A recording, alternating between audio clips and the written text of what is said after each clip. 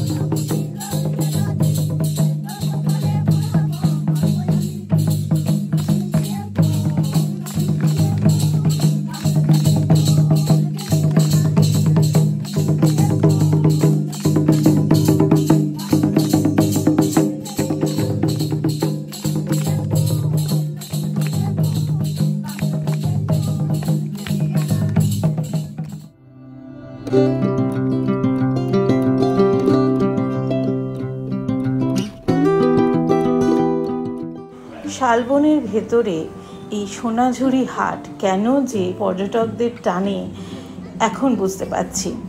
আমার এই সোনাঝুরি হাটে আসা এই প্রথম। অনেক ছোটোবেলায় শান্তিনিকেতন যে এসেছিলাম, তারপর এই সেকেন্ড টাইম আমার আসা, আর সুমনের তো এই প্রথমবার। তাই সোনাঝুরি হাটটা আমাদের সত্যিই মন কেড়েছে। শান্তিনিকেতন এসে অন্যান্য জায়গা ঘুরলেও বারবার মন বলছে যখনই সময় পাই এই সোনাঝুরি হাটে এসে সময় কাটাই, কিছু কিনি বা না কিনি, মেলাটা ঘুরে দেখতেই সব থেকে বেশি ভালো লাগছে।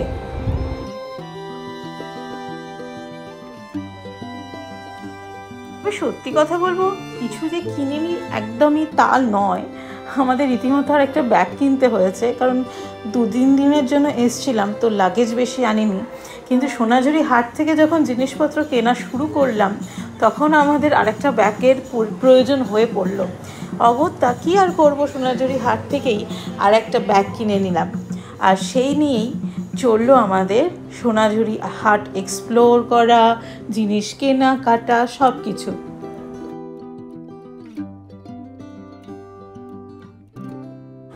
আমরা যে রিসর্টটায় ছিলাম সেটার নাম লা সোনাঝুরি রিসর্ট। তবে এটা একটুখানি 2-3 মিনিটের হাঁটা পথ সোনাঝুরি হাট থেকে। তবে আপনারা যদি একদম সোনাঝুরি হাটে থাকতে চান তাহলে শকুন্তলা ট্রাই করতে পারেন। এছাড়াও আশেপাশে আরও অনেক হোটেল আছে, একটু সার্চ করে নিলে গুগলে আপনারা পেয়ে যাবেন সমস্ত ডিটেলস। সে যাই হোক, দেখতে দেখতে বেলা বাড়তে শুরু করলো। ফার্স্ট দিনের মতো শকুন্তলাতেই আজকের লাঞ্চটা সেরে রেস্ট নিয়ে বিকেলবেলা আবার চলে এলাম সোনাঝুরি হাটে। তবে এই দিকটা মেলাটা অতটা বসেনি, একটু ভেতর দিকে এগিয়ে যেতেই আবারও ভেসে এলো বাউল সঙ্গীত। এগিয়ে গিয়ে দেখলাম এখানে অতটা বেশি পর্যটকদের ভিড় নেই, যতটুকু ভিড় যারা বাউল সঙ্গীতকে ভালোবাসেন তারাই একটু এগিয়ে এসে তাদের সঙ্গীত শুনছে।